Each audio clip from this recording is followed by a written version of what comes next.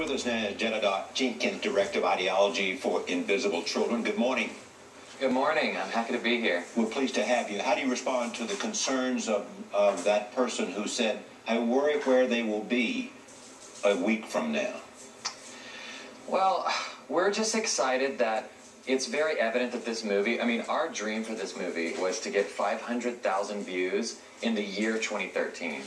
So the fact that it took off like it did only shows that young people specifically are so hungry for someone to voice their worldview, which is we're all equal, we're all human beings, and there's no excuse that a kid on the other side of the world could be tortured and kidnapped and not us. And so I think that shows an endemic change in the way people see themselves. So it's not going anywhere. It's really a change. Okay, but shouldn't your mission and shouldn't your goal be to make sure it changes something for the children there?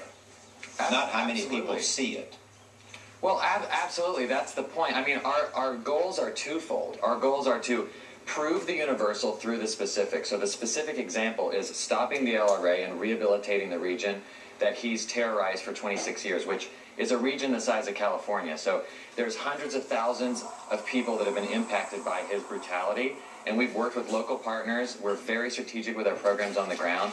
But our other key goal is to change the mindset of Western young people to see themselves as global citizens. That's equal in part to waking up the empowerment of young people around this world that they can do something profoundly good with their life. Jedidiah, as you know, one of the criticisms is about those projects on the ground that you just referenced.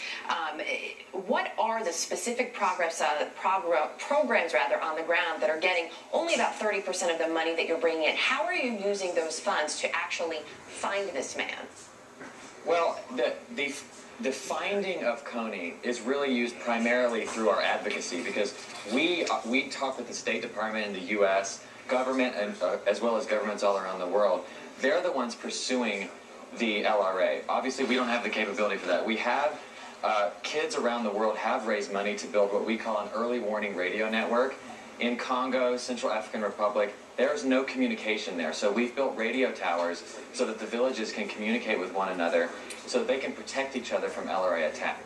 Now, a large majority of the money actually goes to rehabilitate the most affected region, which is northern Uganda, which lived through this for 18 years before the LRA moved into Congo. And what we do there is we put kids in school, we rebuild schools that have been destroyed by the war. We give these kids mentors because they've lost family members to the war. We give women, formerly abducted women who have rebel babies, we give them jobs as seamstresses in our MEND program. We teach adults how to read, because the truth is, if you want sustainable peace, if you don't want to see another warlord rise up, these people have to have a bright economic future. So we want a holistic approach to really rehabilitating the region to create lasting peace. Jedidiah Jenkins, thank you so much.